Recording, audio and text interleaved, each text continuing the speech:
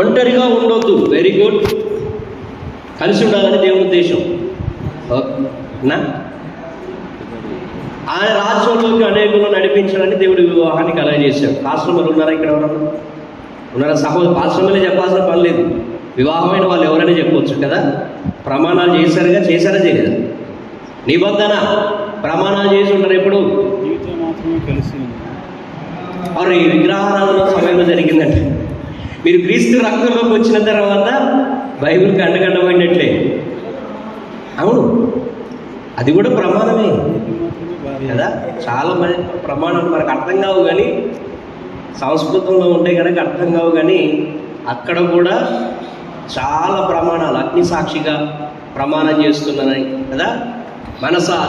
మనసేచ కర్మేచ, మనస వాచ కర్మన మోక్షేచ, అన్ని విధాలుగా మేము నీకు తోడై ఉండమని ప్రమాణాలు చేస్తున్నాం. ప్రమాణాలు ఎక్కడైనా ఉన్నాయి, అవునా?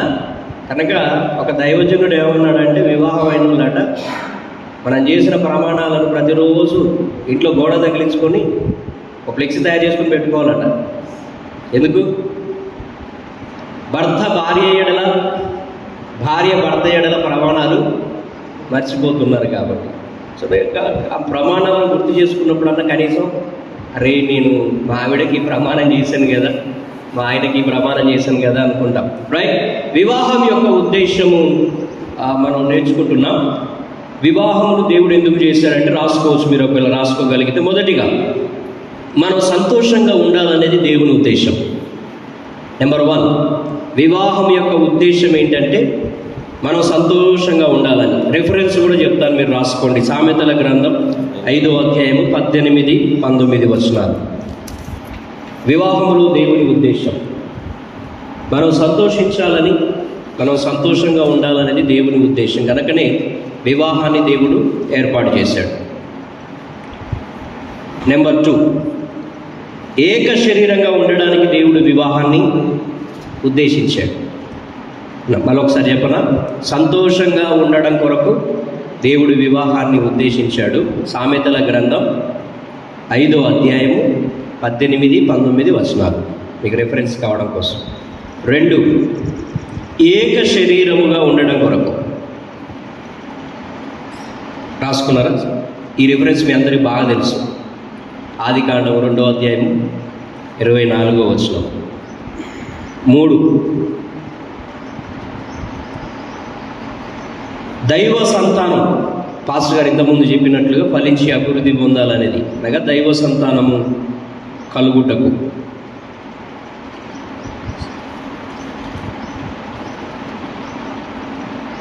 మలాకీ గ్రంథము 2వ అధ్యాయము 15వ వచనం.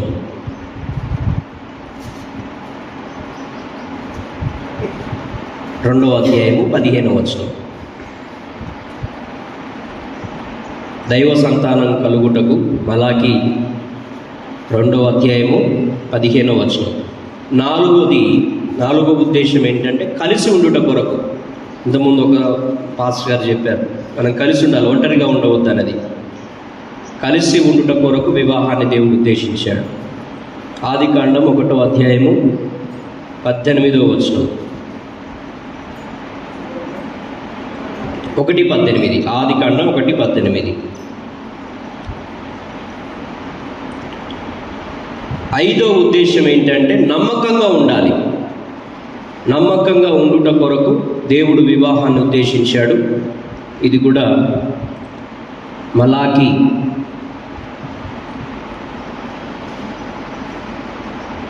2వ అధ్యాయము 16వ వచనం.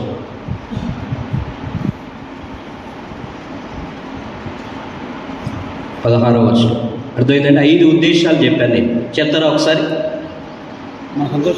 సంతోషంగా ఉండడం కొరకు, ఏక శరీరంగా ఉండడం కొరకు, దైవ సంతానం కలుగుటకు, కలిసి ఏలుటకు అని పెట్టుకోండి దయచేసి. అన్న మిస్టేక్ చెప్పుకుంటే సరి చేసుకోండి. కలిసి ఏలుటకు 4వది. 5వది నమ్మకంగా ఉండుటకు దేవుడు వివాహాన్ని ఉద్దేశించాడు. రైట్. ఒక ప్రశ్న, భర్తగా మీ భార్య దగ్గరికి వెళ్ళి ఎప్పుడైనా ఈ ప్రశ్న అడిగారా? ఏం ప్రశ్న అంటే, నేను నిన్ను ప్రథమ స్థానంలో ఉంచినట్లు నీకు అనిపిస్తుందా? అంటే నేను నీకు ప్రాధాన్యతనిస్తున్నట్లుగా అమ్మ నీకు అనిపిస్తుందా? రైట్.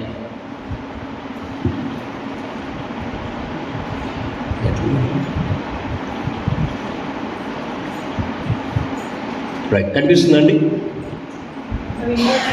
అన్నా? కిటికీలు క్లోజ్ చేయండి. కిటికీలు క్లోజ్ చేస్తే కొద్దిగా లైట్స్ కూడా ఆఫ్ చేయండి అమ్మా. సో ప్రశ్న కనిపిస్తుందండి? చివరి వరకు కనిపిస్తుందా? భర్త అడగాల్సినటువంటి ప్రశ్నలు అడిగితే భార్య దగ్గర నుంచి ఎప్పుడు సమాధానాలు రావు. ఏమొస్తాయి? ఈ ప్రశ్న ఎప్పుడన్నా అడిగారా? నేను నీకు ప్రాధాన్యతనిస్తున్నా అంటే నీకు ప్రాధాన్యతనిస్తున్నానని నీకు అనిపించిందా ఎప్పుడన్నా? అంటే నేను నిన్ను మంచిగా చూసుకుంటున్నానని అనిపించిందా? అడిగిరు ఎప్పుడన్నా? రెండో ప్రశ్న, నాలో నీకు నచ్చిన గుణం ఏమిటి? భర్త భార్యను అడగాల్సినటువంటి ప్రశ్న, నాలో నీకు నచ్చిన గుణం ఏమిటి అంటే వాళ్ళు నచ్చింది చెప్పరు. దేంతో మొదలు పెడతారు? ముందు ఏ నచ్చలేదో మొదలు పెడతారు. అవునా కదా? ఈ ప్రశ్నలు కనుక మనం నేరుగా వెళ్ళి భార్యను అడిగితే పైకి అవుతున్నట్టు. ఓకే, సూపర్, థ్యాంక్ యూ నాన్న. రైట్, నాలో నీకు నచ్చిన గుణం ఏమిటి? 3, నేను మార్చుకోవలసిన ఒక ప్రాముఖ్యమైన విషయం ఏదైనా ఉందా? అయ్యగారు మంచిగానే ప్రశ్నలు అడగమంటారు అని చెప్పి ఇంటికి పోయి ప్రశ్నలు అడిగితే గొడవ పెట్టుకోకండి. అర్థమైందండి? ప్రశ్నలు కాస్త ఎక్కడికి పోతుందంటే గొడవకు దారితీస్తూ ఉంటాయి కదా. సావధానంగా సామరస్యంగా ఇద్దరు కూడా పక్క పక్కన కూర్చున్నప్పుడు ప్రశాంతంగా మాట్లాడుకోవాలి. కొంతమందికి అసలు భార్యతో మాట్లాడడానికి మొహమాటం అడ్డొస్తుంది కదా. కొంతమంది సిగ్గు బిడియం, కట్టుకున్న భార్యతో కూడా ప్రశాంతంగా కూర్చొని మాట్లాడలేరు. కొంతమంది అలా కూర్చోబెట్టుకొని మాట్లాడితే మా తల మీద కూర్చుంటారని అనుకునేటువంటి వాళ్ళు ఉంటారు కొంతమంది. దేవుడు సాటి అయిన సహాయంగా భార్యను చేశాడే కానీ బానిసను నీకు అప్పగించలేదు, బానిసగా దేవుడు నీకు ఇవ్వలేదు. మర్చిపోకండి. భర్తగా మనం అడగాల్సినటువంటి ప్రశ్న, నేను నీకు పిల్లల కన్నా నా తల్లిదండ్రుల కన్నా నీకు ప్రథమ స్థానాన్ని నేను ఇస్తున్నానా? మొదటిగా మనం అడగాల్సిన ప్రశ్న. 2, నాలో నీకు నచ్చిన గుణము ఏమిటి? అడిగారనుకోండి, ఖచ్చితంగా భార్యల దగ్గర నుంచి వచ్చేటువంటి సమాధానం ఏంటో తెలుసా? ముందు మనం నచ్చిన దానికంటే మనలో నచ్చనిదే బయటకు వస్తుంది. అవునా కదా? మనం ఏది అడుగుతామో నేరుగా దానికి సమాధానం రాదు, ఖచ్చితంగా వస్తుందా? మీరు చెప్తారు ఎవరన్నా? అడిగిన దానికి నేరుగా సమాధానం స్త్రీల దగ్గర నుంచి వస్తుందా? ఆపోజిట్గా వస్తూ ఉంటుంది. కరెక్ట్ అన్నా? వ్యత్యాసంగా వస్తూ ఉంటుంది, తేడాగా వస్తూ ఉంటుంది కదా. మనం వెంటనే స్వీకరించుకోకుండా కొంచెం జాగ్రత్త పడాలి. ఓకే, సో భార్యలు కూడా అడగవలసినటువంటి ప్రశ్న ఉంది, కనిపిస్తుందా? భార్యలు కూడా అడగవలసినటువంటి ప్రశ్న, భర్తను అడగాల్సిన ప్రశ్న ఏంటో తెలుసా? నేను నిన్ను గౌరవిస్తున్నానా? నీకు ప్రథమ స్థానం ఇస్తున్నానా? కొంతమంది భర్త కంటే కూడా పిల్లలకు ఎక్కువ ప్రాధాన్యత ఇస్తారు. కొంతమంది భర్త కంటే కూడా వాళ్ళ అమ్మ నాన్నకే ఎక్కువ ప్రాధాన్యతనిస్తారు. కట్టుకున్న వానికంటే కూడా కన్నవాళ్ళనే, అర్థమైందండి? కట్టుకున్న వాళ్ళకంటే కన్నవాళ్ళకి ఎక్కువ ప్రాధాన్యతనిస్తారు. కట్టుకున్న వానికంటే తల్లిదండ్రులకే ఎక్కువ ప్రాధాన్యతనిచ్చారు. అటు భర్త అయినా ఇటు భార్య అయినా మొదటి ప్రాధాన్యత దేవునికి. దేవుని తర్వాత నువ్వు ఇవ్వవలసిన వ్యక్తి ఎవరైనా ఉన్నారు అంటే అది నీ భార్య లేక నీ భర్త. ఆ తర్వాతనే నీ పిల్లలు. పిల్లలు కూడా ఒకరోజు మనతో పాటు ఉండరు. అవునండి? పిల్లలు పెద్ద ఇద్దరు పెళ్ళిళ్ళు చేసుకొని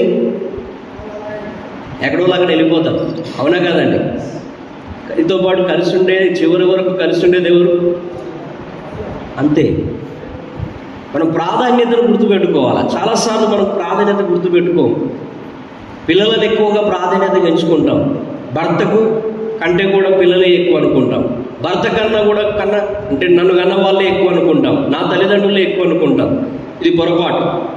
స్త్రీలు కూడా ఖచ్చితంగా ప్రశ్నించాల్సిన విషయం, లేక భర్త దగ్గరికి వెళ్ళి మనం సావధానంగా కూర్చొని అడగాల్సిన విషయం, నేను నీకు ఇవ్వాల్సినంత గౌరవాన్ని ఇస్తున్నానా? చాలామంది కుటుంబాలలో నేను చూస్తున్నాను, తండ్రి ఎడల పిల్లలు గౌరవంగా ఉండకపోవడానికి గల కారణం ఏంటంటే భార్య భర్తను పిల్లల ముందే తిడుతూ ఉంటారు. భర్తను తిడుతూ ఉంటారు, పిల్లల ముందే తిడుతారు, పిల్లల ముందే అగౌరవపరుస్తారు, అవమానపరుస్తూ ఉంటారు. చిన్నగా పిల్లలు కూడా ఏమవుతుంటుందంటే తండ్రిని అగౌరవపరిచేటువంటి స్థితి వచ్చేస్తూ ఉంటుంది. భార్య భర్తకు గౌరవం ఇస్తే పిల్లలు కూడా చిన్నగా గౌరవించేటువంటి స్థితికి వస్తారు. గుర్తుపెట్టుకోండి. తల్లి కనుక తండ్రిని గౌరవించి మాట్లాడడం నేర్చుకుంటే పిల్లలు కూడా గౌరవించి మాట్లాడడం నేర్చుకుంటారు. కనుక భర్తను గౌరవించాల్సినటువంటి విధంగా మనం గౌరవిస్తున్నామా లేదా అని స్త్రీలు, అలాగే భార్యకి ఇవ్వవలసిన ప్రాధాన్యత నేను ఇస్తున్నానా లేదా అని పురుషులు ప్రశ్నించుకుంటే బాగుంటుంది. చూడండి, స్త్రీలు కూడా భర్త దగ్గరికి వెళ్ళి అడగాల్సిన మాట, నాలో నీకు నచ్చిన గుణం ఏమిటి, నేను మార్చుకోవలసిన ఏదైనా విషయం ఉందా అని ప్రశ్నలు అడిగినారనుకోండి, కొన్నిసార్లు కోపాలు వస్తాయి. కొంతమందికి వస్తాయా రావు. కోపాలు కాస్త గొడవలకు దారితీస్తుంది. ఇది కూర్చొని చాలా ప్రశాంతంగా ప్రశ్నించుకోవాల్సిన విషయం. చూడండి, వివాహములో దేవుని ప్రణాళిక నెరవేర్చకుండా చేసే 3 విషయాలు ఉన్నాయి. దేవుని చిత్తము, దేవుని ఉద్దేశము వివాహంలో ఏదైతే ఉందో అది జరగకుండా అడ్డుకునేటువంటి 3 విషయాలు ఉన్నాయి. మొదటిగా చూడండి విడాకులు, రెండోదిగా చూడండి వివాహములో అవిశ్వాసం, మూడోదిగా హింస. ఈ 3 కూడా దేవుని చిత్తం నెరవేరకుండా చేస్తాయి. చూడండి, మలాకి గ్రంథం 2వ అధ్యాయం 14వ వచనం నుండి 16 వచనాల వరకు రాసుకోగలిగిన వారు రాసుకోండి. వివాహములో దేవుని ప్రణాళిక నెరవేర్చకుండా చేసే 3 విషయాలు. ఏం నెరవేర్చవంటే విడాకులు తీసుకోవడం వల్ల దేవుని చిత్తము నెరవేరదు. 2, వివాహములో అవిశ్వాసం ఉండొద్దు, అంటే అపనమ్మకం ఉండొద్దు. 3, హింస దేవుని చిత్తాన్ని నెరవేర్చదు.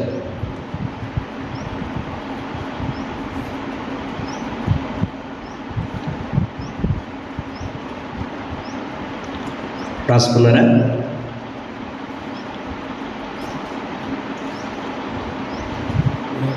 రైట్. విడాకులు చదవండి ఎవరైనా ఒకరు. మత్తయి సువార్త 19వ అధ్యాయం 6వ వచనం. విడాకులు కూడా 3 రకాల విడాకులు ఉన్నాయి. మనకు తెలిసిన విడాకులు ఇద్దరు కాక ఏక శరీరముగా ఉన్నారు గనుక దేవుడు జతపరిచిన వారిని మనుషులు వేరుపరచకూడదని చెప్పాను. సింపుల్గా ఇచ్చిన సెంటెన్స్ చూడండి. దేవునికి ఇష్టం లేదు. ఏంటిది ఇష్టం లేదు? విడాకులు తీసుకోవడం దేవునికి ఇష్టం లేదు. విడాకులు తీసుకోవడం దేవుని ఉద్దేశం కానే కాదు. విడాకులు తీసుకునే ఉద్దేశం అంటే పెళ్లి చేసుకోకపోవడమే మంచిది. పెళ్లి చేసుకున్నామనంటే భర్తకు కట్టుబడి ఉండాలి, భార్యకు కట్టుబడి ఉండాలి. నేను జీవితాంతం వరకు భర్తకు భార్యకు కట్టుబడి ఉంటానంటేనే వివాహం చేసుకోవాలి, లేకపోతే లేదు. చూడండి, 3 రకాల విడాకుల గురించి ప్రస్తావించబడింది. భౌతికంగా విడాకులు అంటే మనం చాలాసార్లు దూరం ఉండడమే అనుకుంటున్నాం. ఏదో పేపర్ మీద సంతకం చేసి కోర్టు ద్వారానో దాని ద్వారానో తీసుకున్నామని అనుకుంటాం. భౌతికపరమైనటువంటి విడాకులు ఉన్నాయి. వీళ్ళు ఏం చేస్తారంటే చూడండి, పోట్లాడుకుంటారు భార్యాభర్తలు, శారీరకంగా దూరంగా ఉంటారు, గొడవ ఒకటి కలగజేసుకొని దేవుడు ఏర్పరిచినటువంటి ఉద్దేశాన్ని చేయకుండా ఉంటారు. ఈ రోజుల్లో చాలామంది ఈ విధమైనటువంటి స్థితి ఉంది. కొంచెం గొడవ కాగానే భార్య భర్తను వారి ధర్మాలు జరగకుండా అడ్డుకుంటున్నారు. చాలా పొరపాటు. గొడవ కాగానే, అల్లరి కాగానే ఎడం పెట్టాలనేటువంటి దృక్పథం మంచిది కాదు. భౌతికపరమైనటువంటి విడాకులు అక్కడక్కడ నేను ఈ మధ్య యూట్యూబ్లలో చూస్తున్నాను, మీరు చూస్తారో లేదో నాకు తెలియదు. ప్రియా చౌదరి అనేటువంటి ఒక ఆవిడ చెప్తున్నారు, మీరు చూడండి ఇంటికి వెళ్ళిన తర్వాత. స్త్రీలు అనేక మంది పురుషులను శారీరకంగా దూరం పెడుతున్నారు. భర్తలకు ఒక విధమైన ఒత్తిడి, మీకు తెలుసో తెలియదో, పురుషులను శారీరకంగా దూరంగా పెట్టడం వలన వాళ్ళు ఒత్తిడి ఎదుర్కొంటారు. ఒత్తిడి వలన కోపం వస్తుంది. కోపం వలన చేయాల్సినటువంటి పని మీద దృష్టి పెట్టలేరు, ప్రశాంతంగా ఉండలేరు. కనుక స్త్రీలారా, దయచేసి భర్తల విషయంలో జాగ్రత్త కలిగి ఉండమని చెప్తున్నారు. కొన్ని అక్రమ సంబంధాలు ఏర్పడడానికి గల కారణం ఏంటో తెలుసా? భార్యలు భర్తలను, అర్థమైందండి, శారీరకంగా దగ్గరికి రానివ్వకపోవడం. అక్రమ సంబంధాలు ఏర్పడడానికి గల కారణం కూడా ఒక కారణం. కనుక భౌతికంగా విడాకులు అంటే మనం అనుకుంటాం ఎడబాటు, విడాకులంటే ఎడబాటు అనుకుంటాం. ఒకే ఇంట్లో ఉంటారు కానీ పోట్లాడుకుంటారు, కలిసి ఉండరు. చూడండి, రెండో విషయం, భౌతికపరమైన విడాకులు. మీరు వేరు వేరే గదులలో ఉంటారు, అర్థమైందండి, వేరు వేరే గదులలో ఉంటారు. ఒకే ఇంట్లో ఒకరేమో ఆ రూములో, ఇంకొకరేమో ఈ రూములో. ఒకప్పుడు ఉమ్మడి కుటుంబం ఉండేది కాబట్టి గొడవపడినా కొట్లాడబడినా చాలా తొందరగా కలిసిపోయేవారు. పెద్దవాళ్ళు ఏమనుకుంటారో మనం మాట్లాడుకోకపోతే అనేవారు. కానీ ఇప్పుడున్న పరిస్థితులు ఏంటి? కుటుంబం దగ్గర ఉండొద్దు, భార్య భర్తలు మాత్రమే సపరేట్గా ఒక సిటీలో రూమ్ తీసుకొని ఉండాలి. పోట్లాడుకున్నా గొడవపడ్డా భయం లేదు, భక్తి లేదు. నేను వీడికి రావడానికంటే ఒక్క వారం ముందు ఒక కుటుంబం దగ్గరికి వెళ్ళాను. మీకు నేను ప్రత్యక్షంగా సాక్ష్యం చెప్తున్నాను, వినండి. సుమారు 3 నెలల నుంచి భార్య భర్తలు ఇద్దరు మాట్లాడుకోవట్లేదు. వీళ్ళ కుటుంబం ఏం కుటుంబం తెలుసా? అటు అమ్మాయి తరపున తల్లిదండ్రులు దగ్గర లేరు, అబ్బాయి తరపున తల్లిదండ్రులు దగ్గర లేరు, ఇద్దరు కూడా దూరమే. మళ్ళీ ఆయనేమో SBI బ్యాంకులో మేనేజర్, డబ్బులకు పొదువలేదు. నెలకు సుమారు 1 లక్ష రూపాయల దాకా సాలరీ. మళ్ళీ ఎంత ఉంటుంది వాళ్ళ వయసు? ఇద్దరు పిల్లలు, చిన్న చిన్న పిల్లలు, ఒక 5 సంవత్సరాల బాబు, అర్థమైందండి, ఒక 3 సంవత్సరాల పాప. పెళ్ళయి 6 సంవత్సరాలు అవుతుంది. ఈ 6 సంవత్సరాలలో గొడవ ఎంత భయంకరమో చూడండి. 3 నెలలు భార్యాభర్తలు ఇద్దరు మాట్లాడుకోకుండా వేరు. వీళ్ళ మాటలన్నీ దేంట్లో చెప్పనా? దీంట్లో. భర్తను ఏమైనా తీసుకురమ్మంటే ఆమె ఏం చేస్తుందంటే సెల్ ఫోన్లో వాట్సాప్ ఉంటుందిగా, అర్థమైందండి, వాట్సాప్తో ఇది తీసుకురమ్మని. నువ్వు నాతోనే మాట్లాడట్లేవు కాబట్టి నేను ఎందుకు తీసుకురావాలని ఆయన కూడా మళ్ళీ తిరిగి మెసేజ్ డేటా చేస్తుండు వాట్సాప్లో. ఎన్ని రోజులు గడిచిందో తెలుసా? 3 నెలలు గడిచేది. నాకు ఆశ్చర్యం వేసింది, ఒక్క ఇంట్లో ఉంటూ, వింటున్నారండి, ఆయన పొద్దున డ్యూటీకి పోతాడు, సాయంత్రం వస్తాడు, ఒకే ఇంట్లో ఉంటున్నారు. 3 నెలల నుంచి అసలు మాట్లాడుకోకుండా ఉంటున్నారు. ఆమెదే, ఈయనదే. ఇంట్లోకి రావడం మాత్రమే. అసలు నేను ఎంత నరకంగా ఉంటుందో ఆలోచన చేయండి. ఇది భౌతికపరమైనటువంటి విడాకులు, అర్థమైందా? వేరు వేరు గదులలో ఉండడం. చూడండి, ఎవరి భోజనం వారిదే. ఇప్పుడు నేను చెప్పినటువంటి కుటుంబం, ఆమెమో అన్నఒడి పెట్టట్లే, ఈయనేమో జొమాటో దాంట్లో ఆర్డర్ పెట్టుకొని బిర్యానీ తెచ్చుకొని ఇంట్లో కూర్చొని తింటున్నాడు, కానీ ఆమె పెట్టట్లేడు. అర్థమైందా? నేను ప్రత్యక్షంగా అడిగి పోయిన తర్వాత అసలు వాళ్ళు చెప్తుంటే కూర్చొని నేను ఆశ్చర్యపోయినా. వీళ్ళేం దేవుని నమ్ముకున్న వాళ్ళు కాదులే, కానీ దేవుని నమ్ముకున్న కుటుంబంలో అక్క చెల్లెలు ఉంటే ఆ చెల్లెని ఇచ్చారన్నమాట. మాట్లాడడానికి రమ్మంటే నేను కూడా వెళ్ళాను. వాళ్ళు ఒక్కొక్కరు ఒక్కొక్క విధంగా చెప్పుకుంటున్నారన్నమాట. 3 నెలలు అవుతుందన్న, కనీసం నాకు అన్నం వండి పెట్టలేదు నా భార్య, వండినా కనీసం తిందురమ్మని పిలవలేదు అని ఆయన చెప్తున్నాడు. ఆమెమో జొమాటోలో ఆర్డర్ పెట్టుకుంటాడు, ఆయన బిర్యానీలు తెచ్చుకుంటాడు, పిజ్జాలు తెచ్చుకొని మళ్ళీ బయట తింటాడంటే బయట తినడు, ఇంట్లోకి తీసుకొచ్చుకొని నా ముందే తింటూ ఉంటాడు. కనీసం తిందురమ్మని ఆడు ఇటు ఎన్ని రోజులు జరిగిందాడు తెలుసా? 3 నెలలు, ఒకరోజు కాదు 2 రోజులు కాదు, 3 నెలల నుంచి అట్లా జరుగుతుందండి. నాకు ఆశ్చర్యం వేసింది, ఇన్ని రోజుల నుంచి మీరు ఎట్లా అసలు జరుగుతుందని. కట్టుకోలేక అమ్మాయి వాళ్ళ అమ్మ నాన్నను పిలిపించింది, అబ్బాయి వాళ్ళ అమ్మ నాన్నను కూడా రమ్మంటే రాలే. మీరు మాట్లాడండి అని చెప్పారనమాట. అర్థమైందండి? సో నేటి కుటుంబాల పరిస్థితి ఇట్లుంది. దైవజనుల కుటుంబాలు చాలా జాగ్రత్తగా ఉండాలి.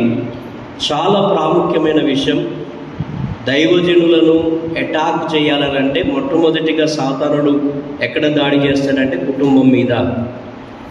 అయితే భర్త మీదనో లేకపోతే భార్య మీదనో లేదా పిల్లల మీదనో ప్రమాదం వచ్చి ఉంటుంది. కనుక ఎప్పటికప్పుడు దైవజనులు ప్రార్థనాపూర్వకంగా కంచెను వేసుకోకపోతే చాలా ప్రమాదం. చూడండి, 2వ విడాకులు మానసికంగా విడాకులు. మొదటిదేమో భౌతికంగా విడాకులు తీసుకోవడం, 2వదేమో మానసికంగా విడాకులు తీసుకోవడం. చూడండి, వీళ్ళు ఏమనుకుంటారంటే నేను చేసుకున్నామే నాకు తగింది కాదు. అర్థమైందండి? ఎప్పుడన్నా అన్నారా మీరు, నిన్ను కాకుండా నేను ఇంకొకరు చేసుకుంటే బాగుండేది, నేను కాకుండా నీతో ఇంకొకరు కాపురం అసలు చేయలేరు? ఉన్నాయా డైలాగులు ఎప్పుడన్నా ఇట్లాంటి? ఉంటాయి కదా. నేను కాబట్టి నేను భరిస్తున్నా, కానీ ఇంకోలు అయితే అసలు భరించే పరిస్థితే లేదు. చాలామంది అనుకుంటారు, మానసికంగా ఏమనుకుంటారంటే యాక్చువల్గా ఇతను నాకు సరిపోయే వ్యక్తి కాదు, నాకున్న టాలెంట్కి, నాకున్న తెలివితేటలకి, నాకున్న నైపుణ్యానికి ఆమె నాకు సరిపోయేటవ కాదు, ఈయన నాకు సరిపోయేటాడు కాదు అనేటువంటి భావన ఉంటుంది. చాలా తక్కువ అంచనా వేస్తూ ఉంటాం. నిజంగా చెప్పండి, ఇప్పుడున్న కంటే మంచి వాళ్ళు దొరుకుతారా? ఇప్పుడున్న వాళ్ళు అర్థం చేసుకున్న దానికంటే మంచిగా ఉండేవాళ్ళు దొరికేవారంటారా? 2, దేవుడు ఉద్దేశించకుండా ఆ వ్యక్తి నీ జీవితంలోకి వచ్చి ఉంటాడు. మనం తప్పుడు అభిప్రాయాన్ని కలిగి ఉంటాం చాలాసార్లు. ఈమె నాకు సరిపోదు, ఈయన నాకు సరిపోడు, ఈయనకంటే నాకు మంచి వ్యక్తి లేకపోతే మంచి బెటర్ పర్సన్ నాకు దొరికేవాడు అని భ్రమలో ఉంటాం. అది తప్పుడు ఉద్దేశం. ఇలా ఆలోచించి ఏం చేస్తారంటే భార్యను దూరం పెడతారు, భర్తను దూరం పెడుతూ ఉంటారు. ఏమి కూడా వారితో పంచుకోరు, ఏమి కూడా వారితో తెలియజేయరు అన్నమాట. మానసికమైనటువంటి విడాకులు. వీళ్ళు మానసికంగా ఏం చేస్తారంటే దేవుని చిత్తములో జరిగిన వివాహాన్ని ఒప్పుకోరు, భార్యను ఒప్పుకోరు, భర్తను ఒప్పుకోరు. చూడండి కింద, ఇలా మనసులో ఉండడాన్ని బట్టి తక్కువ చేయడం ఆరంభమవుతుంది. భార్య తక్కువ చూస్తూ ఉంటారు, భర్తను తక్కువ చూస్తూ ఉంటారు. మాకున్న పొజిషన్కి ఈయన మా కుటుంబంలో పడ్డం. అర్థమైందండి? అసలు ఇంకో కొన్ని కోట్లు ఉండేటోడు మా ఇంటికి రావాలి, కానీ ఏమి లేనోని చేసుకుందని భార్య. భర్త అనుకుంటాడు చదువు లేదు, సంధ్య లేదు. అర్థమైందా? నేను చేసుకున్నావు అసలు ఓ మానాన్న నాకు సహకరించే వ్యక్తి కాదు, కాబట్టి ఏమో నా జీవిత భాగస్వామి కానిటుంది, ఏమో కాకుండా మంచిగా చదువుకున్నామైతే బాగుండు అనుకుంటాం కదా. ఆమె సిట్టంటే కూర్చోవాలి, స్టాండ్ అంటే లేవాలి. దేవుడు మన జీవితంలో భార్యను అనుగ్రహించాడు, భర్తను అనుగ్రహించాడంటే ఆయన చిత్తంలో అనుగ్రహించబడింది. ఆమె కాకుండా, ఆయన కాకుండా వేరే టోళ్ళను అనే తాటే తప్పు, ఆ ఆలోచనే తప్పు. నీకు ఇచ్చిన వారినే దేవుడు ప్రేమించి నీకు అనుగ్రహించాడు, దేవుడు ప్రేమించి మిమ్మల్ని జతపరిచాడు, దేవుడు ప్రేమించి మిమ్మల్ని ఏకం చేశాడు. వేరే అనే ఆలోచనే తప్పు. అర్థమైందండి? ఇది మానసికపరమైనటువంటి విడాకులు. సో 3వది చూడండి, భావోద్రేకపరమైనటువంటి విడాకులు. 3 రకాల విడాకులు ఉన్నాయి. మొదటిగా భౌతికంగా విడాకులు, 2వది మానసికంగా విడాకులు, 3వది భావోద్రేకంగా విడాకులు తీసుకోవడం. త్వరలో ముగించేస్తాను, టకటక చూసుకోవచ్చు. వీళ్ళు ఏం చేస్తారో తెలుసా? ప్రేమను చూపించారు, 2 పట్టించుకోకుండా ఉంటారు. ఇది ఎక్కువగా పురుషులమైన మనలో ఉంటుంది. అలా మనం ఏం పట్టించుకోం, అవునా కదా? ప్రేమను చూపించకపోవడం, అలాగే పట్టించుకోకుండా ఉండడం. దైవజనులు చాలాసార్లు భార్యను తిన్నవా అని అడిగేవాళ్ళు లేదు. అర్థమైందండి? తిన్నావమ్మా, పిల్లలు తిన్నారా, నువ్వు తిన్నావా అని అడిగేవాళ్ళు లేదు. భార్యను కనీసం అమ్మ ఆరోగ్యం నీకు బాగుంటుందా ఉండట్లేదా అని అడిగేవారు లేదు. 2, ఏదైనా కొని తీసుకొని వచ్చి ఇచ్చేటువంటి సేవకులు కరువైపోతున్నారు. మీకున్న దానిలోనే పెద్ద పెద్ద గిఫ్ట్లు, బంగారాలు, వజ్రాలు, వెండి, డైమండ్ రింగ్సే కావాలనేవి కోరుకోరు. కనీసం వారి పట్ల మనం ప్రేమను చూపించే చిన్నది ఏదైనా మనం ఇచ్చినా కూడా సంతోషిస్తూ ఉంటారు. సో చాలాసార్లు సేవకులు పరిచర్య బిజీలో పడిపోయి సేవ చేయాలనేటువంటి తపనతో కుటుంబాన్ని నిర్లక్ష్యం చేస్తారు. సంఘ బిడ్డల ఎడల చూపించే ప్రేమలో కొద్దిగా చూపించినా కూడా కుటుంబం కట్టబడింది. అవునా కదా? సంఘ బిడ్డల్లో ఎవరికైనా జ్వరం వచ్చిందంటే రుణ బండి స్టార్ట్ చేసుకుని వెళ్ళిపోయి వాళ్ళ ఇంటి ముందు ఆగుతాం, అమ్మ ఎట్లుందమ్మా, పోతున్నప్పుడు పండ్లు తీసుకుపోతారు, పోతున్నప్పుడు బ్రెడ్ తీసుకొని పోతారు, తీసుకొని పోయి అమ్మ ఎట్లున్నారు, బాగున్నారా, ఆరోగ్యం ఎట్లుంది, ఎన్ని రోజులు అవుతుంది జ్వరం వచ్చి అని చక్కగా పరామర్శ చేస్తారు. కట్టుకున్న భార్య జ్వరంతో బాధపడుతుందన్న అవగాహన కూడా లేని పాస్టర్లు చాలామంది ఉంటారు.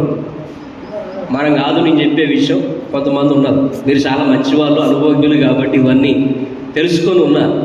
కనీసం భార్యకు జ్వరం వచ్చిందన్న విషయం కూడా తెలియదు వాళ్ళకి. ఆమె జ్వరంతో బాధపడుతుందన్న విషయం కూడా తెలియదు. ప్రేమను చూపించకపోవడం వల్ల మా భావోద్రేకం కలిసి ఉంటారులే కానీ వాళ్ళు కలిసి ఉన్నట్టుగా ఉండరు. ఏదో ఈ మనిషి ఇంతే అనేటువంటి భావనకు వచ్చేస్తారు. పట్టించుకోకపోవడం, కనీసం ఏనాడైనా ఒక చీర తీసుకురావడము, అర్థమైందండి, కనీసం కోసం ఏదైనా పండ్లు తీసుకురావడం, ఏదన్నా చేయడం మనం చేస్తే నా భర్త నన్ను పట్టించుకుంటున్నాడనే భావన భార్యకు కలగజేయాల్సిన బాధ్యత భర్తది. నా భార్య నన్ను పట్టించుకుంటుంది, నా పట్ల శ్రద్ధ చూపిస్తుంది అనే ఆలోచన కలిగించాల్సిన బాధ్యత భార్యది. ఈ 2 జరగనప్పుడు భావోద్రేకంగా విడాకులు తీసుకుంటున్నట్టే. అర్థమైందండి? భర్తలు కూడా భార్యలను అర్థం చేసుకోవాలి. ఏంటంటే పిల్లలు చిన్నవాళ్ళు అయినప్పుడు వాళ్ళ పట్ల కొంచెం కేర్ ఎక్కువ చూపించాల్సి వస్తుంది. అర్థమైందండి? వారికి కొంచెం ఎక్కువ సమయాన్ని కేటాయించాల్సి వస్తుంది. చిన్న పిల్లలు అర్ధరాత్రి సమయమందు లేస్తారు, మెలకువతో ఉంటారు. కొన్నిసార్లు వాళ్ళకు అనారోగ్యం వస్తుంది. వారికి కొంచెం ఎక్కువ శ్రద్ధ పెట్టి మందులు వేయాల్సి వస్తుంది, జాగ్రత్తగా చూసుకోవాల్సి వస్తుంది. కొన్నిసార్లు వాళ్ళకు నిద్ర ఉండదు. భర్తలు తప్పకుండా భార్యలను అర్థం చేసుకోవాలి. అర్థం చేసుకోకుండా చాలాసార్లు భావోద్రేకంగా నన్ను పట్టించుకోవట్లేవు, నన్ను చూడట్లేవు, నాకు సమయం ఇవ్వట్లేవు అనేటువంటి నిందలు వేయడం భర్తలకు తగదు. భార్యలు కూడా తమ భర్తల పట్ల చాలా జాగ్రత్తగా, మెలకువగా ఉండాలి. పిల్లలతో పాటు భర్తను కూడా పట్టించుకునే, రాగానే మీరు కనీసం కొన్ని మంచినీళ్ళు ఇవ్వడం, రాగానే కాస్త చిరునవ్వుతో పలకరించడం, రాగానే అన్నం తిన్నారయ్యా అని అడగడం, చిన్నవే కానీ మనం పట్టించుకుంటున్నాం అనడానికి నిదర్శనాలు. అర్థమైందండి? సో ఇవి చాలాసార్లు మనం చెయ్యకుండా ఆగిపోవడం వల్ల బాంధవ్యాలు ఈ దినాల్లో బలహీనమైపోతున్నాయి. సో మీరు ఇప్పటికే చూసి ఉంటారు, గమనించండి. యేసు ప్రభు తన రాకడ సమయములో జరుగుతుంది అని చెప్పినటువంటి ఒక ప్రవచనం ఏంటిదో చెప్తారా? యుద్ధాలు జరుగుతాయి, భూకంపాలు వస్తాయి అని చెప్పిన తర్వాత ఆయన చివరికి ఇంకొక మాట చెప్తాడు. అద్భుతం. యేసు ప్రభు రాకడకు ముందు జరిగేది ఏంటో తెలుసా? ప్రేమ చల్లారింది. అనేకులకు ప్రేమ చల్లారిపోతుందట. అంటే భార్య భర్తల మధ్య ఉండే ప్రేమ కూడా. కాబట్టే నిన్న మొన్న మనకు అనిపిస్తుంది, ఒక భార్యను ఒక ఆయన చంపేసి ఏం చేశాడు? అసలు ఎంత భయంకరమైన విషయమో, దారుణం, ఒళ్ళు గగురు పొడుస్తూ ఉంటుంది అన్నమాట. ఎంత సాహసవంతమైన నిర్ణయం చెప్పండి. చంపేసి అదేనా ఉడకబెట్టి ముక్కలు చేసి పొడి చేసి ఆ పొడిని తీసుకెళ్ళి ఎన్నో నదిలో చల్లిండట ఆయన. అంటే రోజు రోజుకి ప్రేమ ఏమైపోతుందంటే చల్లారిపోతుంది. యేసుప్రభు చెప్పిన ప్రవచనం నెరవేరుతుంది, గుర్తుపెట్టుకోవాలి. భార్యాభర్తలే కాదు, పిల్లల మధ్య ఉన్న ప్రేమ కూడా. ఒకప్పుడు తల్లిదండ్రులు అంటే మంచి గౌరవం, మర్యాద, పద్ధతి ఉండేది. అవి కూడా లేవు. అన్నదమ్ముల మధ్య ప్రేమ లేదు. అక్క చెల్లెల మధ్య, అన్నదమ్ములు అంటే ఎప్పుడు కలిసి ఉండేది లేదనుకోండి, కనీసం అక్క చెల్లెలని ఇంతకుముందు ఏం చేసేవారు? అక్కకు ఇబ్బంది అయితే చెల్లెనో, చెల్లెకి ఇబ్బంది అయితే అక్కనో సాయం చేసుకునేటువంటి వారు. ఇప్పుడు అది కూడా ప్రేమ చల్లారిపోతుంది అనేది యేసుప్రభు వారి యొక్క ప్రవచనం. హల్లెలూయా. యేసుప్రభు వారు రాకడ దినాల్లో జరుగుతుందని చెప్పిన ప్రవచనం. చాలాసార్లు ఇది జరుగుతూ ఉంది. ప్రేమ లేకుండా అయిపోతుంది, ప్రేమ చల్లారుతుంది, చల్లబడిపోతుంది అన్నమాట. వెచ్చగా ఉండట్లేదు, వేడిగా ఉండట్లేదు, చల్లబడిపోయేటువంటి పరిస్థితి. కనుక గమనించండి, వివాహంలో ప్రేమ చల్లారిపోకుండా జాగ్రత్త పడాలి. రెండో విషయం చూడండి, దేవుని చిత్తం నెరవేర్చకుండా అడ్డుకునే 3 విషయాలలో మొదటిది విడాకులైతే, రెండోది వివాహంలో అవిశ్వాసం, అపనమ్మకం. చూడండి, డబ్బుల విషయంలో మనం భార్యను నమ్మకుండా ఉంటున్నామేమో, భర్తను నమ్మకుండా ఉంటున్నారేమో. చూడండి, డబ్బుల విషయంలో ఎంత ఉన్నదో చెప్పకపోవడం, డబ్బులు నీదని నాదని చెప్పకుండా ఏం చేస్తున్నారు? ఖర్చు పెట్టేస్తాను. ఇది ఎక్కువగా పురుషులలో ఉండదు. స్త్రీలేమో దాచుకుంటారు. ఎక్కడ? పోపు డబ్బాలలా కదా, వచ్చిన దాంట్లో మిగుల్చుకొని దాచుకునేటువంటి వారు ఉంటారు. డబ్బుల విషయంలో మనం నమ్మకంగా ఉండాలి. మన దగ్గర ఎంత ఉందో, ఎంత పోతుందో, ఎంత ఖర్చు అవుతుందో భార్యకు మనం చెప్పాలి. దేని ఖర్చు పెడుతున్నామో కూడా చెప్పాలి. వృధా ఖర్చు, మేలుకరమైనటువంటి ఖర్చు నిజంగా మనం యథార్థంగా చెబితే తప్పకుండా స్త్రీలు అర్థం చేసుకుంటారు. అర్థమైందండి? మనం దాచిపెట్టి ఏం చేస్తామంటే చెప్పితే ఏమనుకుంటారు అనుకుంటాం, కానీ నిజంగా మనం తప్పు చేసినప్పుడు భయపడతాం. యథార్థంగా మంచి కోసం డబ్బులు ఖర్చు పెట్టినప్పుడు, నీకు వచ్చే జీతం ఇంత, ఫలానానికి ఇంత ఖర్చు అవుతుంది, ఫలానానికి ఇంత ఖర్చు అవుతుంది, ఫలానానికి ఇంత ఖర్చు అవుతుందని చెప్పండి. వాళ్ళకి కొంచెం ఖర్చులు తగ్గించుకొని డబ్బులు మిగిల్చే ప్రయత్నం చేస్తారు. కానీ మనం చాలాసార్లు ఏం చేస్తామంటే డబ్బుల విషయంలో డబ్బులు వాళ్ళ చేతికి ఇవ్వం. కొంతమంది భార్యలు అయితే డైరెక్ట్గా డబ్బులు నాకు ఇస్తేనే ఇంట్లోకి రావాలనేటువంటి వాళ్ళు ఉంటారు. చాలా ప్రమాదం. డబ్బుల విషయంలో చాలా జాగ్రత్తగా ఉండాలి, చాలా జాగ్రత్తగా ఉండాలి. చూడండి, ఎంత ఉన్నదో ఎంత లేదో. చాలామంది భర్తలు భార్యలకు తమ ఆర్థిక విషయాలు తెలియవు. భార్యకు తెలియకుండా ఒక సేవకుడు 15 లక్షలు అప్పు చేశాడు. నేను ఎరుగుదును, ఎంత? 15 లక్షల రూపాయలు భార్యకు తెలియదు. అసలు ఇప్పటికీ కూడా తెలియదు ఆమెకి, ఇప్పటికీ కూడా ఆమె తెలియదు. 15 లక్షల రూపాయలు అప్పు చేశాడు. ఈయన అప్పు చేసి మరి ఏమైనా చర్చి కట్టాడంటే అట్టగాదు. ఎవరన్నా వచ్చి సహాయం అడగగానే వడ్డీ వ్యాపారులు ఉంటారుగా, వడ్డీ వ్యాపారం దగ్గర తీసుకుపోవడం, ఈయన పేరు చెప్పి ఈయన జామీను ఉండి వాళ్ళకి 1 2 లక్షలు ఇప్పియడం. అట్లా మధ్యలో జామీనుండి అప్పును ఎక్కడికి తెచ్చుకున్నాడో తెలుసా? 15 లక్షలు తెచ్చుకున్నాడు. ఈ డబ్బులు ఇచ్చిన వాళ్ళు జామీనున్న ఈయనను వాళ్ళు ఎగ్గొడుతున్నారు. జామీనున్నందుకు ఈయన ఏం చేస్తున్నారంటే ఫోన్ చేసి టార్చర్ చేస్తున్నాడు. ఈయన ఏం చేసే పని ఉందో తెలుసా? గట్టిగా టార్చర్ అందరూ ఫోన్ చేసి డబ్బులు అడిగినప్పుడు టెన్షన్ అవుతూ ఉంటుంది. పోయి చక్కగా చికెన్ తెచ్చుకుంటాడు, వండుకొని తిని పడుకుంటాడు. ఆయనే చెప్తాడు, మళ్ళా నాకు టెన్షన్ అయింది అనుకోనా. ఇక మనం అర్థం చేసుకోవాలి ఏంటంటే, ఆయన చికెన్ తెచ్చుకొని మంచిగా వండుకొని తింటుండే అంటే ప్రెషర్ ఎక్కువ అవుతుంది మనోనికి.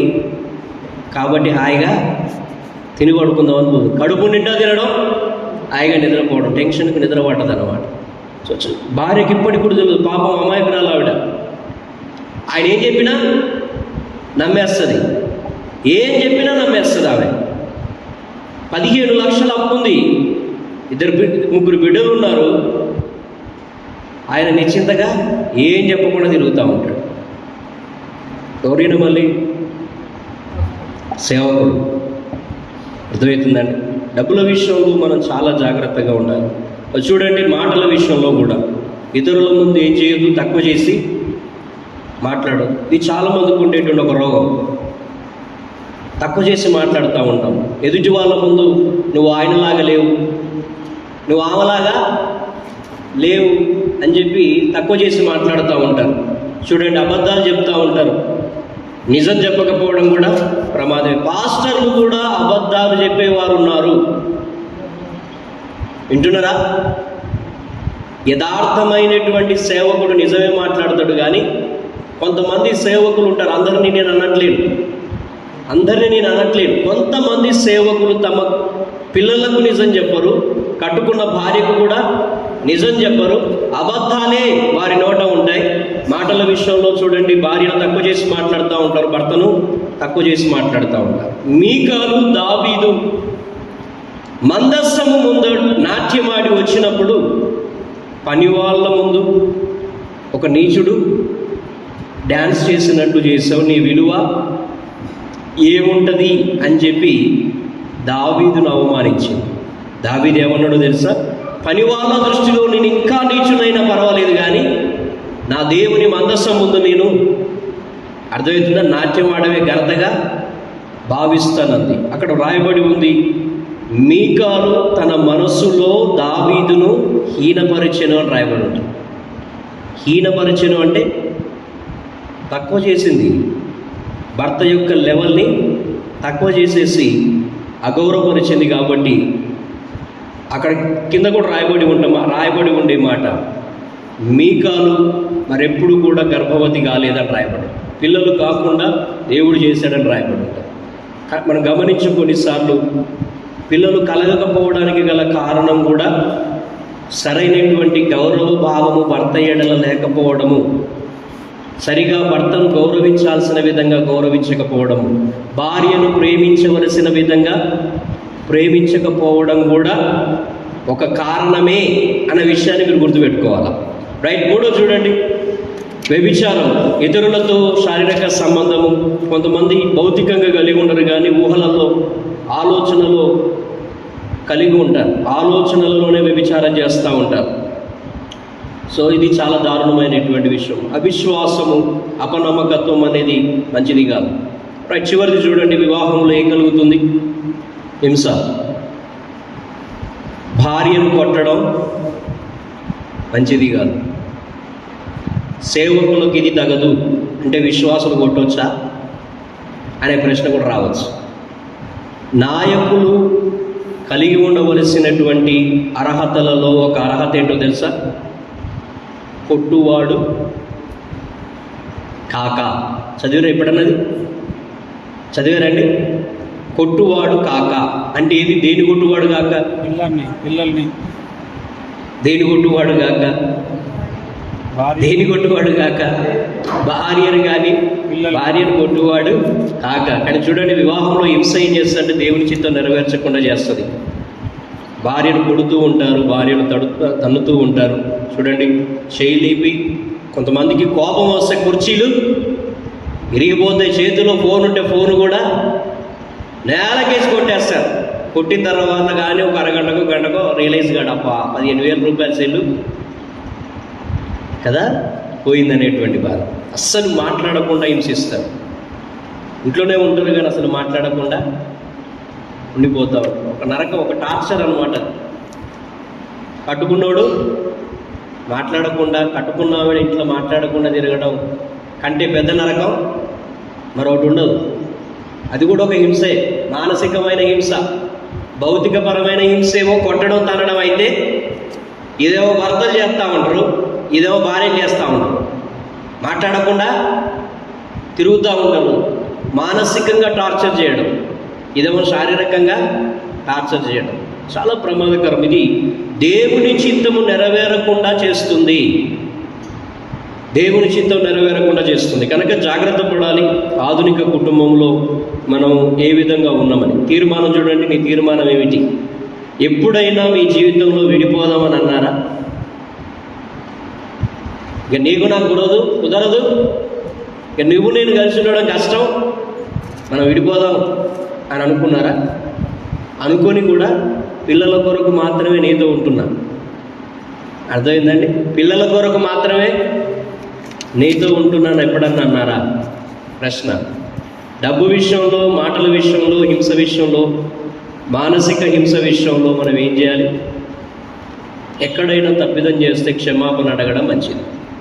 భార్య భర్తను, భర్త భార్యను క్షమాపణ అడగడానికి సంకోచించవలసినటువంటి పని లేదు. పురుష అహంకారం కొన్నిసార్లు మనకు అడ్డొస్తూ ఉంటుంది. నేను పురుషులు కాబట్టి వెళ్ళి క్షమాపణ అడిగితే తక్కువైపోతానేమో అనేటువంటి భావన చాలామందికి ఉంటుంది. తప్పు. అసలు క్షమించమని అడగడానికి అడిగితే నీ గౌరవం పెరిగింది తెలుసా, నీ అర్హత పెరిగింది. అడిగితే నా గౌరవం పోతుందేమో అనుకొని చాలాసార్లు అడగడానికి మొహమాట పడేటువంటి వాళ్ళు ఉన్నారు. అహంకారం అడ్డొస్తూ ఉంటుంది, ఈగో అడ్డొస్తూ ఉంటుంది. కట్టుకున్న భార్య ఎదుట నీవు నిజంగా నీ మాటల విషయంలో తప్పు మాట్లాడితే, పొరపాటు మాట్లాడితే తప్పకుండా మనం ఏమడగాలి? క్షమాపణ అడిగి బంధము తెగిపోవడం కంటే కట్టుకోవడం ఇంపార్టెంట్. కనుక చాలాసేపు, చాలా రోజులు ఒక సమస్య కొనసాగేదానికంటే ఒక గంటలో, ఒక అరగంటలో వెంటనే మాట్లాడుకోవడం మంచిది. అది ఎప్పటికైనా మేలుకరం. కొన్ని ఉన్నాయి చూడండి, నేను త్వరగా ముగించేస్తాను, మీకు ఆకలి అవుతుందని నాకు అర్థమవుతుంది, నేను తొందరగా వదిలిపెడుతున్నాను. చూడండి, సంఘర్షణ లేదా పోరాటాలకు గల కారణం ఏంటి? కుటుంబంలో ఎందుకు గొడవలు అవుతాయి, ఎందుకు కొట్లాటలు అవుతాయి? కొన్ని లిస్ట్ ఇచ్చారు, నేను అడగాలి, అడగకుండానే మీకు ప్రాజెక్టుల మీద ప్రజెంట్ చేస్తున్నాను. చూడండి, సరిగా మాట్లాడుకోకపోవడం వల్ల గొడవలు అవుతాయి. ఎందుకైతే ఇద్దరు కూడా కలిసి కూర్చొని మాట్లాడకపోవడం వల్ల గొడవలు అవుతాయి. ఆయన ఏమనుకుంటాడంటే, నువ్వు ఇట్లా చేస్తున్నావు అని అనుకున్నాను, నువ్వు ఇట్లా అనుకున్నా నేను, అట్లా అనుకున్నా నేను అంటా ఉంటాడు. అనుకోవడం, నీ మనస్సులో అనుకుంటావు కానీ ఏది సరిగా మాట్లాడవు, అందువల్ల గొడవ అయింది. ఉట్టిగానే కాదు, నువ్వు ఇట్లా చేస్తావు అనుకున్నా అని అనుకున్నావు కానీ నువ్వు ఇట్లా చెయ్యమ్మా అని ఎప్పుడు కూడా చెప్పకపోవడం. రెండు చూడండి, ఎక్కువ హద్దులు, రూల్స్ పెట్టడం. గిరిగీసి ఏం చేస్తారు కొన్నిసార్లు, ఇట్లనే ఉండాలి నువ్వు, ఇట్లనే చేయాలి నువ్వు అని చెప్పి హద్దులు గీస్తూ ఉంటారు. అందువల్ల కూడా గొడవలు అవుతాయి. కొంతమందికి ఫ్రీగా ఉండడం ఇష్టం, కొంతమంది అందరితో మాట్లాడడం ఇష్టం, కానీ కొంతమంది ఏం చేస్తారు, గిరిగీసి అందులో ఉంటారు. ఎవరితో మాట్లాడొద్దు నువ్వు, అర్థమైందా? ఎవరితో మాట్లాడొద్దు అని గిరిగీసి పెడతా ఉంటారు. చూడండి, శారీరక సంబంధ విషయంలో గొడవలు అవుతూ ఉంటాయి. ఎందుకు గొడవ అవుతుంది అని అంటే, భార్య భర్తకు, భర్త భార్యకు సమయం ఇవ్వకపోవడం, అక్కడ గొడవ వస్తుంది. అందుకే అయితే మంచం దగ్గర లేదా కంచం దగ్గర గొడవ వస్తుంది. ఈ విషయంలో చాలా జాగ్రత్తగా ఉండాలి. చూడండి, డబ్బుల విషయంలో కూడా గొడవ వస్తుంది.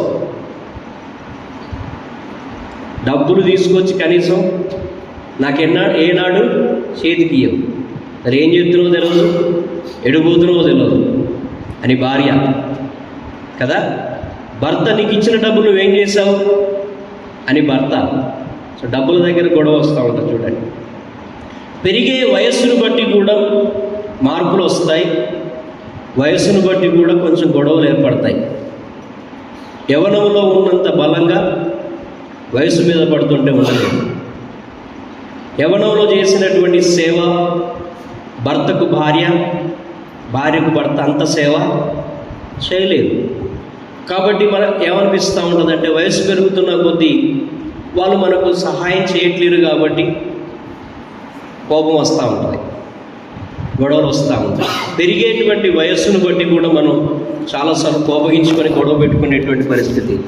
అవతలి వ్యక్తి యొక్క స్థితి మనం అర్థం చేసుకో, పరిస్థితి అర్థం చేసుకో, వాళ్ళు మనకు చేయట్లేరు అనేటువంటి భావనలోనే ఉండిపోతూ ఉంటాం. జాగ్రత్తగా ఉండాలి.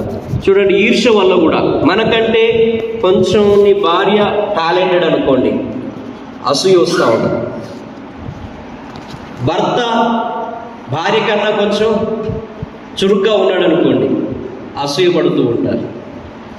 అవునా? ఉన్నారు ఇట్లాంటి వాళ్ళు. అంటే మన లొకాలిటీలో లేరేమో కానీ మీరు సిటీకి వెళ్తే చాలాసార్లు కనిపిస్తుంది. ఇద్దరు చదువుకున్న వాళ్ళు అనుకోండి, అర్థమైందా? భర్త శాలరీ భార్య కంటే ఎక్కువ ఉందనుకోండి, భార్యకు అసూయ. నిజం, ఇట్లాంటి వాళ్ళు ఉన్నారా అనిపిస్తుంది మీకు. భార్య శాలరీ కొంచెం ఎక్కువ ఉందనుకోండి, భర్తకు అసూయ.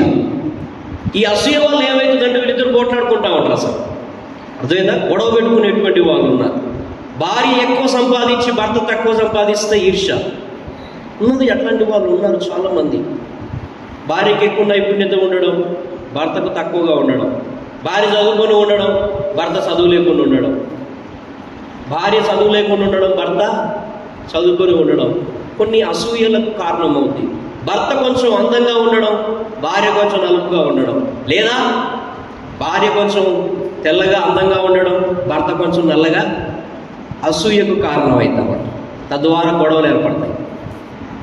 విషయంలో చాలా జాగ్రత్తగా ఉండాలి, నమ్మకంగా యథార్థంగా ఉండడం. చూడండి, పిల్లల విషయంలో కూడా గొడవలు అవుతాయి. అయితే కావాలి, అయినాయా కాలేదా? పిల్లల విషయంలో కూడా గొడవ అవుతుంది. ఎందుకు? పిల్లల బర్త్డేలు వస్తాయా? పాస్టర్ గారు పిల్లల బర్త్డేలు అప్పుడు అసలు ఇంటికాడ ఉండరా? ఈరోజు మా అబ్బాయి పుట్టినరోజు, ఏ కార్యక్రమాన్ని పెట్టుకోను అని పిల్లలకే సమయాన్ని కేటాయించే పాస్టర్లు ఎంతమంది చెప్పండి? ఇంటికాడు ఉంటే మా పిల్లలు మాటికో డ్రెస్ కావాలంటారు, కేక్ కావాలని అడుగుతూ ఉంటారు. ఇప్పుడు ఒక 1000-2000 రూపాయల ఖర్చు కాబట్టి లేవనుకోండి, మీటింగ్ అని చెప్పి ఏం చేయొచ్చు, చక్కగా వెళ్ళిపోవచ్చు. 2000 రూపాయలు ఖర్చు తగ్గిద్దని అనుకుంటారు. కానీ మీరు గుర్తుపెట్టుకోండి, మీ పిల్లల మైండ్లో మీరు ఉండరు. మా డాడీ నా బర్త్డేకు కనీసం కేక్ కొడక రావడానికి కూడా మా డాడీ దగ్గర డబ్బులు లేవు, లేక పిసినారోడు. మా డాడీ నా బర్త్డే రోజు నాతో పాటు ఉండడానికి కూడా ఇష్టపడట్లేడు. అది వాళ్ళ మైండ్లో పడిపోతుంది. మీరు అడగండి, వారు పెద్దవాళ్ళు అయిన తర్వాత మీరు అడిగి చూస్తే మీకు అర్థమైంది వాళ్ళ మైండ్లో ఆ విషయం ఉండదో అడగండి. మీరు తెచ్చింది గుర్తుపెట్టుకుంటారు, మీరు లేదు కూడా గుర్తుపెట్టుకుంటారు. చాలా చోట్ల ఎక్కడ జరుగుతుందో తెలుసా? పిల్లల దగ్గరే గొడవ అవుతూ ఉంటుంది. పిల్లలను ప్రేమించే విషయంలో గొడవ అవుతుంది. ఒక్కరే బాధ్యత మోస్తూ ఉంటారు. భార్య మాత్రమే పిల్లలను భరించాల్సి వస్తూ ఉంటుంది, మొయ్యాల్సి వస్తూ ఉంటుంది. భర్తగా తండ్రిగా పిల్లలను ఎత్తుకోవడం కానీ, ఆడించడం కానీ, నీతో పాటు కాసేపు తీసుకొని వెళ్ళడం కానీ, వాళ్ళకు మోసి విసుకొస్తూ ఉంటుంది, చిరాకు వస్తూ ఉంటుంది. సో కదా, పిల్లల విషయంలో చాలాసార్లు గొడవలు అవుతూ ఉంటాయి. ఘర్షణలు గడవడం గల కారణం. చివరిగా చూడండి, అత్తమామల విషయం. భర్త తరపున అమ్మ నాన్న ఉండడాన్ని బట్టి, భార్య తరపున అమ్మ నాన్నలను బట్టి గొడవలు అవుతూ ఉంటాయి కదా. ఎక్కువసార్లు వాళ్ళ అమ్మ నాన్నను వీళ్ళ అమ్మ నాన్నను ఆయన తిట్టుకుంటూ ఉంటారు, తిడుతూ ఉంటారు. అది చాలా బాధాకరమైనటువంటి విషయం. కోపం వస్తుంది. ఎవరి అమ్మ నాన్నను ఎవరు తిట్టినా నీకు నీ తల్లిదండ్రులు ఎంతో, ఎదుటి వారికి వాళ్ళ తల్లిదండ్రులు కూడా అంతేనా కాదా? అవునా కాదా? మీకు మీ అమ్మ నాన్న ఎంతో, కట్టుకున్న భార్యకు వాళ్ళ అమ్మ నాన్న అంతే. మీ అమ్మ నాన్నకు నువ్వు కట్టుకున్న భార్య ఎంత గౌరవం ఇవ్వాలని కోరుకుంటున్నావో, నువ్వు కూడా అంతే గౌరవాన్ని, మర్యాదను ఇవ్వడం నేర్చుకోవాలి. అలా వాళ్ళు మీరిచ్చే గౌరవాన్ని చూసినప్పుడు మీ తల్లిదండ్రులను కూడా వారు గౌరవించడం నేర్చుకుంటారు. అందుకే ఇచ్చిపుచ్చుకోవాలి గౌరవం. మనమేమో తిట్టి వాళ్ళేమో మంచిగా చూసుకోవాలని కోరుకోవడం స్వార్థం కదా. చాలాసార్లు ఈ స్వార్థపూరితమైన మనసు మనకు వస్తూ ఉంటుంది. మన తల్లిదండ్రులనేమో మంచిగా చూసుకోవాలనుకుంటాం, వాళ్ళ తల్లిదండ్రులనేమో ఏం పెట్టారు, ఏమిచ్చిండు మీ నాయన కట్నం కింద, ఏమి ఇయ్యలే కదా, ఉట్టిగా నన్ను నీ చేతిలో పెట్టిండు అని చెప్పి చాలాసార్లు గొడవ పెట్టుకునేటువంటి భార్యాభర్తలు ఉంటారు. సో చాలా జాగ్రత్తగా ఉండాల్సినటువంటి విషయం ఇది. గొడవలు రాకుండా జాగ్రత్త పడడం. ఇవన్నీ ఎందుకు చెప్తున్నానంటే జాగ్రత్త పడడం కోసమే. ఓకే, చూడండి, 3 రకాల కుటుంబ వ్యవస్థలు ఉన్నాయి. మొదటిది, తండ్రి నాయకునిగా ఉండి పురుషుని నిర్ణయాలే ఫైనల్ అవుతాయి. 2, తల్లే నాయకురాలుగా ఉన్నది, తల్లి నిర్ణయమే. మన దక్షిణ భారతదేశంలో తండ్రుల నిర్ణయమే ఫైనల్, అవునా కదా. కానీ ఈస్టర్న్ మన నార్త్ ఈస్ట్కి వెళ్ళారనుకోండి, మిజోరాం, నాగాల్యాండ్, అరుణాచల్ ప్రదేశ్, లేకపోతే త్రిపుర, ఆ ఏరియాకి వెళ్తే స్త్రీలే నాయకురాలుగా ఉంటారు.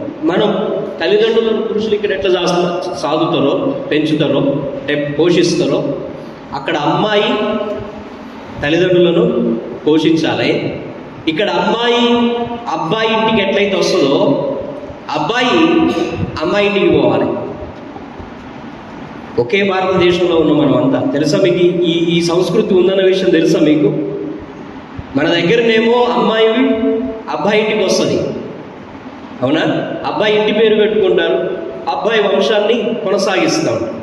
అదే నార్త్ ఈస్ట్ కనుక వెళితే అమ్మాయి ఇంటికే అబ్బాయి వెళ్ళాల్సి ఉంటుంది. కొన్ని ట్రైబ్స్ ఉన్నాయి, అట్లా కొన్ని ట్రైబ్స్ ఉన్నాయి, రివర్స్ అన్నమాట పూర్తిగా. అంటే మన దగ్గరనేమో పురుషుడే నిర్ణయం తీసుకుంటే పురుషుని నిర్ణయానికి కట్టుబడి ఉంటారు. కొన్ని చోట్లనేమో స్త్రీలే నాయకులుగా ఉంటారు.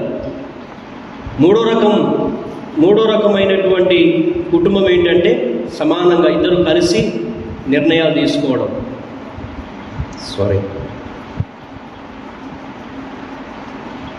ఇద్దరు కలిసి నిర్ణయాలు తీసుకునేటువంటి క్రమం. 3 రకాల కుటుంబ వ్యవస్థలు.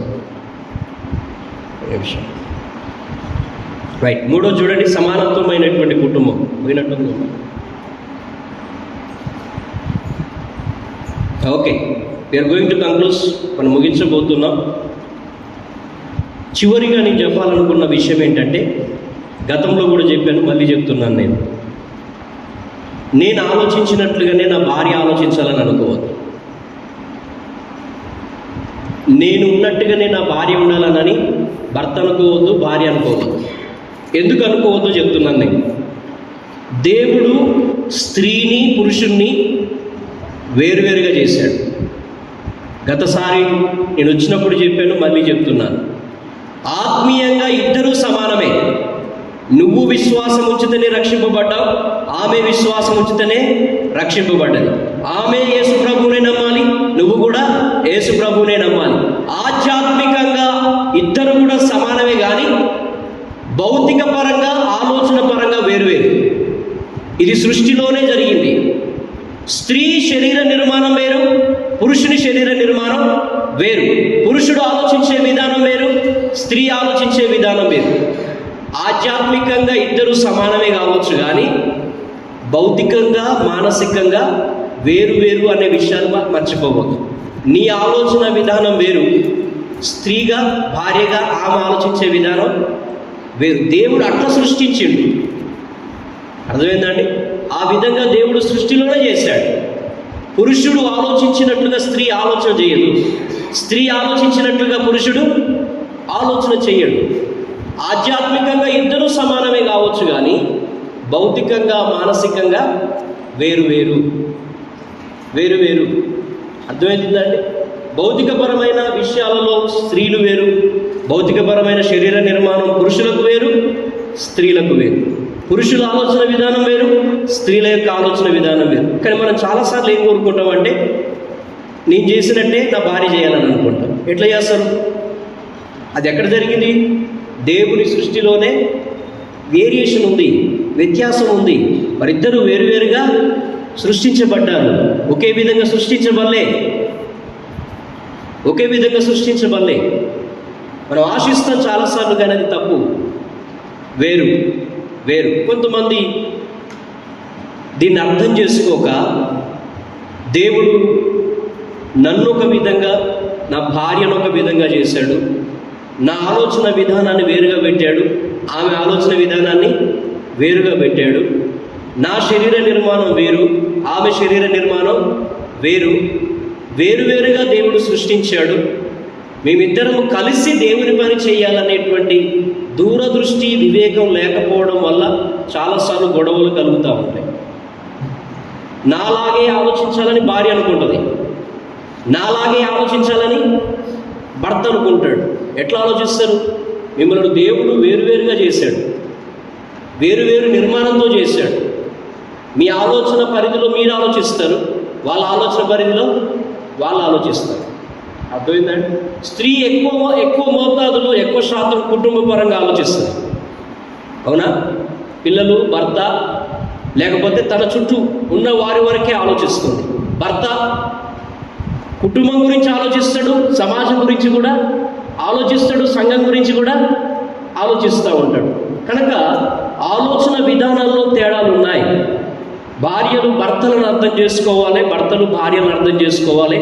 దేవుడు ఆలోచించే విధానంలో భార్యలను వేరుగా చేశాడు, భర్తలను వేరుగా చేశాడు.